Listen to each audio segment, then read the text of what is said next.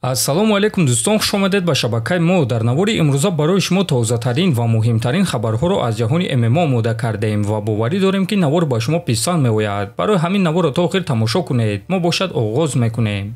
Дӯстон, ба шумо ширкати Шифофарморо тавсия медиҳем, ки шумо аз ширкати Шифофармо ҳама намуд доруҳои гиёҳиро дастрас карда метавонед. Аллакай чанд сол мешавад, ки мо бо ин ширкат ҳамкорӣ мекунем ва ба боварии комил ба шумо низ тавсия медиҳем. Шумо метавонед, ки аз ширкати Шифофармо доруҳо барои хароб ва фарбешавӣ, барои дил, барои дарди мушакҳо, барои хунукзадагӣ, равғани тозаи сиёҳдонаро дастрас кунед, ки ба ҳамаи дардҳо шифо мебахшад. Ҳамчунин ширкати Шифофармо ҳиҷома доранд, ки дар он ҷо фитобочка, массаҷ ва ҳиҷома бепул аст ва шумо метавонед, ки рафта ҳиҷомаи бепул гиред. Барои ҳамин худи ҳозир ба рақамҳои дар рӯи экран буда занг зада доруҳои гиёҳӣ дар кории худро харидорӣ кунед ва ҳатман аз номи канали мо паҳлавон салом расонед. Чемпиони нави вазни нимёна UFC Билол Муҳаммад гуфт, ки рақиби навбатии ӯ кӣ шуда метавонад.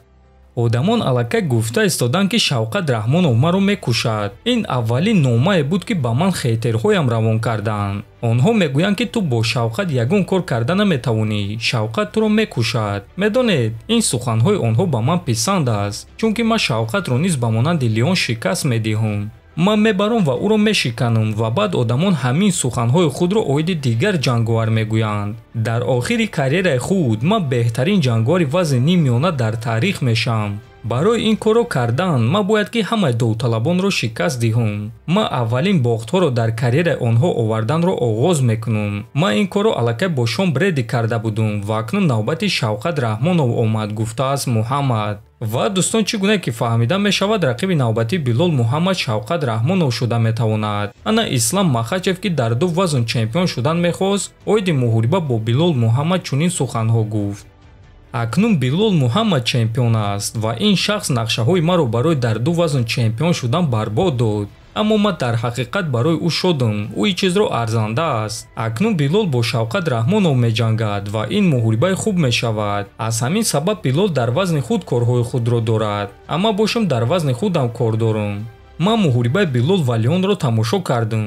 рости гап, Билол ба ӯ тамоман ягон имконият надод. Леонро дар ҳама мавқеъ шикаст дод. як-ду маротиба мавқеъро аз даст дод ва моро маҷбур кард, ки асабонӣ шавем, лекин ҳамааш ба хубӣ тамом шуд, гуфтааст чемпион. хотиррасон мекунем, ки Билол Муҳаммад чанд муддат пеш гуфта буд, ки Ислам Махачев бе ягон мушкилӣ дар вазни миёна чемпион шуда метавонад ва чемпиони ҳозираи ин вазн Дрикус Дуплесиро ба осонӣ шикаст дода метавонад. худи Махачев оиди вазни миёна ҳеҷ чиз гуфтагӣ нест, аммо барои дуюм камарбанд дар вазни нимиёна бо Леон Эдвардс ҷангидан мехост. акнун ин кор намешавад.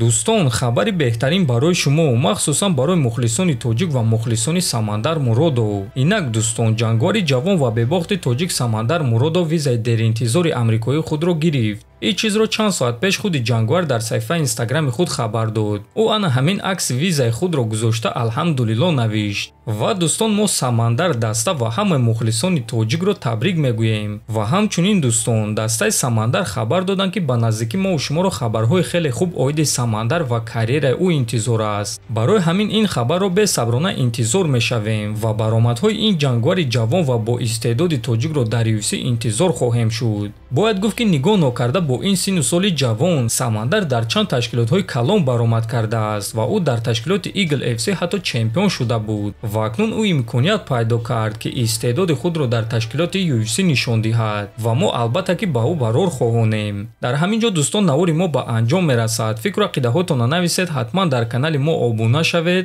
то боздид хонободу сарбаланд бошед.